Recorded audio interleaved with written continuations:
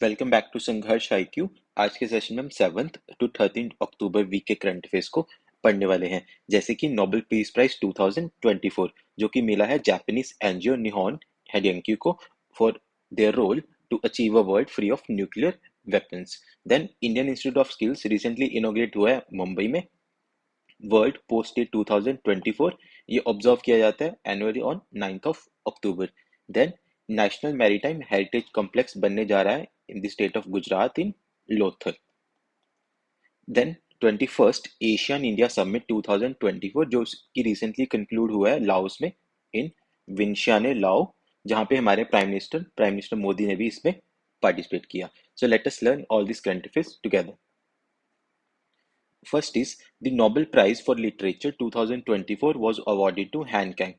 So Nobel Prize for Literature किन्हें मिला है? Han Kang को। और ये कौन सी कंट्री से है? ये है साउथ कोरिया से। So Nobel Prize for Literature मिला है Han Kang को for her intense poetic prose that confronts historical traumas and exposes the fragility of human lives. So literature में इन्हें ये प्राइज मिला है और ये कहाँ है? साउथ कोरिया से है। इसी के साथ साथ हमें ये भी याद रखना है कि टोटल 6 नोबेल प्राइज होते हैं और first time Nobel prize announce हुए थे 1901 में in the memory of Alfred Nobel. और जो इकोनॉमिक साइंसेज वाला नोबेल प्राइज है वो 1968 में अनाउंस हुआ था। सो ये भी हमें याद रखना है। बाकी जो 5 नोबेल प्राइज हम आज डिस्कस करने वाले हैं वो 1901 में अनाउंस हुए थे और इकोनॉमिक साइंसेज वाला कल अनाउंस होगा, that was in 1968। So South Korean writer Han Kang has been awarded the Nobel Prize in Literature for the year 2024 और ये इनको मिला है for her deeply poetic prose. The Nobel Prize in Physiology और Medicine. So Medicine का Nobel Prize मिला है Victor Ambrose को and Gary Ruvkun को for the discovery of microRNA and its role in post-transcriptional gene regulation. So Nobel Prizes हम Tuesday को भी discuss करेंगे फुल क्लास, बिकॉज अभी इकोनॉमिक साइंसेज वाला नोबेल प्राइज नहीं अनाउंस हुआ है, वो कल अनाउंस होगा। तो हम उसके बाद ट्यूसडे को नोबेल प्राइज को एक सेपरेट क्लास में भी डिस्कस करेंगे विद देयर शॉर्ट ट्रिक्स। सो वो क्लास भी आप जरूर देखना, क्योंकि वहां पे हम नोबेल प्राइज याद रखने की शॉर्ट ट्रिक्स याद करेंगे। Then Nobel prize in physics मिला है जॉन जे हॉपफील्ड को एंड जियोफ्री ई हिंटन को for artificial neural networks. Nobel prize in chemistry मिला है डेविड बेकर को, Demis Hassabis, John M Jumper को for protein design and protein structure prediction. Then Nobel peace prize मिला है Japanese NGO Nihon Hidankyo को for its effort to achieve a world free of nuclear weapons. तो total 5 Nobel prize already announce हो चुके हैं, जिसमें literature, medicine, physics, chemistry and peace prize है। So वो हमने आज डिस्कस किया। और इकोनॉमिक साइंसेज वाला नोबेल प्राइज कल अनाउंस होगा, जिसके बाद हम ट्यूसडे को एक सेपरेट क्लास लेके आएंगे नोबेल प्राइजेस पे, जहां पे हम उसकी शॉर्ट ट्रिक्स भी देखेंगे। Who has been appointed as the new chairman of Tata trust. So कुछ दिन पहले रतन टाटा एक्सपायर हो गए, सो उनकी जगह टाटा ट्रस्ट के न्यू चेयरमैन होंगे नोएल टाटा। सो हमारे लिए बहुत ही सैड डे था जब रतन टाटा एक्सपायर हुए। तो इसके लिए अब नए चेयरमैन अपॉइंट किए गए हैं नोएल टाटा, जो कि उनके हाफ ब्रदर हैं। In which state will the 38th national games be organise. तो 38th नेशनल गेम्स कहाँ ऑर्गेनाइज होंगी? तो ये ऑर्गेनाइज होगी उत्तराखंड में। सो 38th national games next year होंगी 28 जनवरी से लेकर 14 फरवरी तक इन द स्टेट ऑफ उत्तराखंड। और लास्ट टाइम से ये गेम्स हुई थी गोवा में। सो 37th नेशनल गेम्स 2023 में हुई थी गोवा में। और इंडियन ओलंपिक एसोसिएशन की प्रेसिडेंट का नाम भी हमें याद रखना है, पीटी उषा, बिकॉज इसकी ही general assembly, Indian Olympic association की ही जनरल असेंबली ने ये अप्रूव किया है कि ये गेम्स उत्तराखंड में होगी। सो इनकी प्रेसिडेंट का नाम याद रखना है पीटी उषा, जो कि एक राज्यसभा मेंबर भी हैं। सो ये एक राज्यसभा मेंबर भी हैं। Where was the 21st ASEAN India summit held? So recently 21st ASEAN India summit हुआ, जहाँ पे एशियन की 10 कंट्रीज एंड इंडिया का एक ज्वाइंट समिट हुआ लाओस वियनशियाने में। सो लाओस वियनशियाने में ये समिट हुआ, जहाँ पे हमारे प्राइम मिनिस्टर मोदी ने भी इसमें पार्टिसिपेट किया।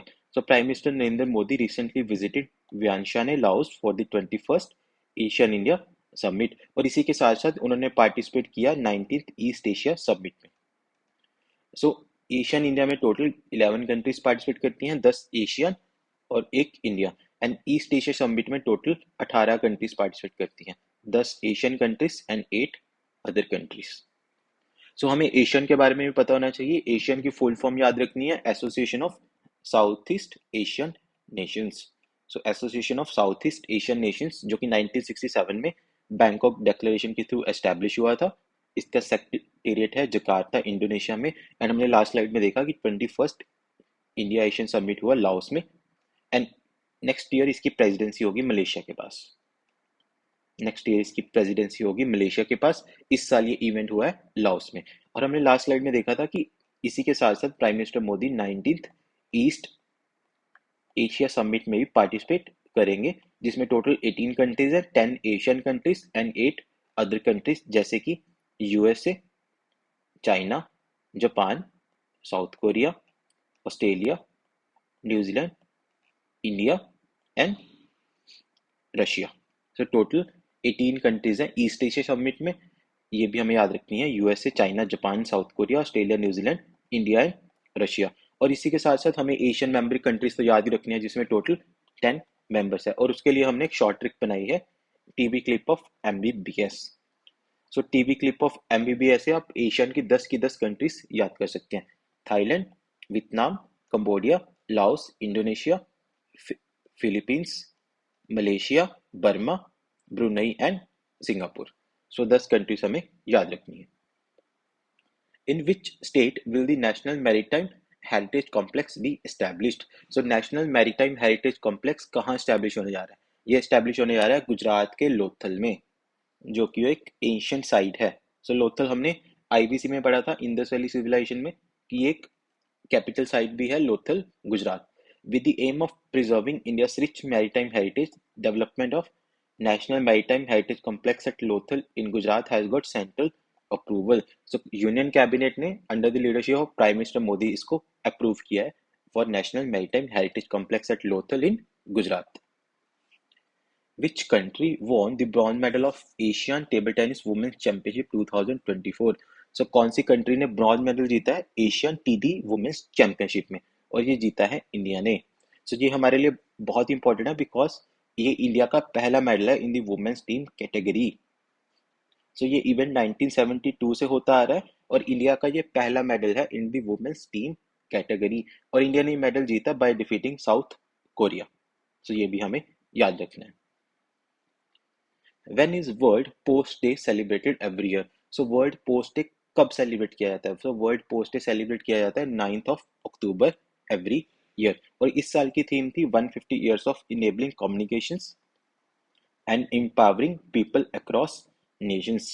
So 150 years of enabling communications and empowering people across nations। This year also marks the 150th anniversary of the Universal Postal Union, जो कि बर्न, स्विट्जरलैंड में 1874 में फाउंड हुआ था।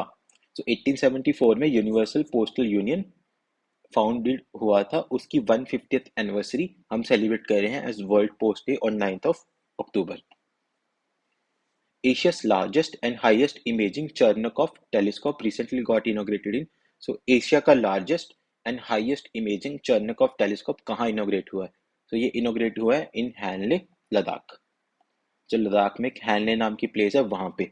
सो डॉक्टर अजीत कुमार मोहंती, ए के मोहंती, जो कि चेयरमैन है ऑफ एटॉमिक एनर्जी कमीशन, इन्होंने ऑफिशियली ओपन किया है मेजर एटमॉस्फेयर चर्नकोफ एक्सपेरिमेंट ऑब्जर्वेटरी, जिसे मेस ऑब्जर्वेटरी कहा जाता है। सॉरी।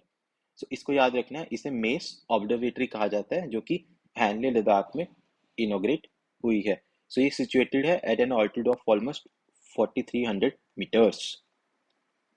4300 meters के altitude पे situated है, and this installation is the largest imaging Chernikov telescope in Asia and the highest of its kind globally। So ये याद रखना है, मेस एटॉमिक एनर्जी कमीशन के चेयरमैन है डॉक्टर ए के मोहंती, और कहाँ इनोग्रेट हुआ है? Henle, Ladakh. Prime minister Modi recently inaugurated the Indian Institute of skills in. So prime minister Modi ने रिसेंटली इनोग्रेट किया है the Indian Institute of skills in Mumbai.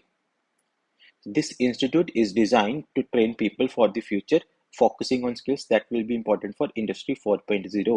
सो हम बात करते हैं इंडस्ट्रियल रेवोल्यूशन की। पहले 1 आई थी, 2 आई थी, 3 आई थी ब्रिटिशर्स के टाइम पे।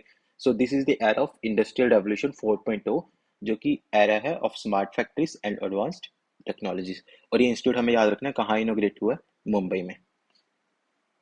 विच country recently developed a hypersonic ballistic missile name Kinzhal? So कौन सी कंट्री ने रिसेंटली एक हाइपरसोनिक बैलिस्टिक मिसाइल लॉन्च की है नेम्ड किंजल, और ये लॉन्च की है रशिया ने। सो इसकी फुल फॉर्म है KH-47M2 किंजल। KH-47M2 किंजल, जो कि Russian hypersonic air launched ballistic missile है, और इसकी स्पीड है अप टू 10 मैक। इसकी स्पीड बहुत ज़्यादा है, 10 मैक तक, और इसकी रेंज है 1500 टू 2000 किलोमीटर, और जो कि कैरी करती है 480 kg न्यूक्लियर और conventional payload. Lunar Polar Exploration is a joint mission of which two space organizations? So इसकी शॉर्ट फॉर्म है LUPEX, Lunar Polar Exploration LUPEX एक जॉइंट मिशन है, joint mission to moon of NASA and ISRO and JAXA, India और Japan के बीच। India और Japan का ये मिशन है to moon, LUPEX. So Indian Space Commission ने अप्रूव किया है LUPEX, lunar polar exploration mission, जो कि इंडिया का 5th मून मिशन होगा। लूनर को मून भी कहा जाता है, सो मून के सरफेस को लूनर सरफेस भी कहा जाता है। This follow the success of Chandrayaan 3 moon landing. So Chandrayaan 3 में हमने पढ़ा था कि lander Vikram and rover Pragyan ने सक्सेसफुली लैंड किया था in August 2023, making India the 4th nation to land on the moon. So ये ज्वाइंट मिशन होगा between India ISRO and Japan JAXA, focusing on lunar resource exploration. Recently the prime minister of India inaugurated Banjara विरासत museum. सो हमारे prime minister Modi ने recently इनोग्रेट किया है बंजारा विरासत museum in which state? सो ये इनोग्रेट हुआ है in the state of Maharashtra. So Prime Minister Modi recently inaugurated the Banjara Virasat Museum in Pohar Devi, Washin, Maharashtra, highlighting the Banjara community's heritage. So ये 4 story building है जो कि showcase करेगी rich heritage of Banjara community through portrait of the leaders and historical legacies. Which organization has formulated a national agriculture code? So कौन सी organisation ने एक national agriculture code को formulate किया है? सो ये फॉर्मुलेट किया है ब्यूरो ऑफ इंडियन स्टैंडर्ड्स, जिसको शॉर्ट पे BIS भी कहा जाता है। So bureau of Indian standards is developing a national agriculture code similar to national building and electrical code. So ये सारा कुछ कवर करेगा कि एग्रीकल्चर साइकिल कहाँ से स्टार्ट होता है। पहले क्रॉप्स सिलेक्ट की जाती है, उसके बाद हार्वेस्टिंग होती है, उसके बाद post harvesting operation, sowing. So सारी चीज़ों को ये कवर करेगा in the field of agriculture cycle, और इसका एम है to guide farmers, universities and officials in agriculture. Which state recently organized the Ustad Alauddin Khan festival? सो कौन सी स्टेट ने रिसेंटली ऑर्गेनाइज किया है उस्ताद अलाउद्दीन खान फेस्टिवल? सो ये ऑर्गेनाइज किया था मध्य प्रदेश ने। So the festival is held in Maihar, Madhya Pradesh. So Maihar Madhya Pradesh में ये फेस्टिवल हेल्ड किया था and is dedicated to the renowned musician Ustad Alauddin Khan, और ये 3 दिन का इवेंट होगा जो कि फीचर करेगा performances by many renowned personalities from across the country. Which country recently developed the hypersonic ballistic missile named Fateh 2? So हमने कुछ स्लाइड्स पहले देखा था कि किंजल एक मिसाइल थी जो कि रशिया ने डेवलप की है, और यहाँ पे कौन सी मिसाइल की बात हो रही है? फतेह 2, जो कि डेवलप की है ईरान ने। So Iran recently launched over 180 ballistic missiles targeting Israel की एयर डिफेंस को। सो फतेह 2 नया वर्जन है ईरान की first domestically made hypersonic ballistic missile Fattah का, which means conqueror in फारसी। सो याद रखना फतेह 2 किस कंट्री की मिसाइल है? ईरान की। So that is it for this weekly current affairs session. Please like, share, subscribe and comment your feedback. Thank you. Jai Hind, Jai Bharat.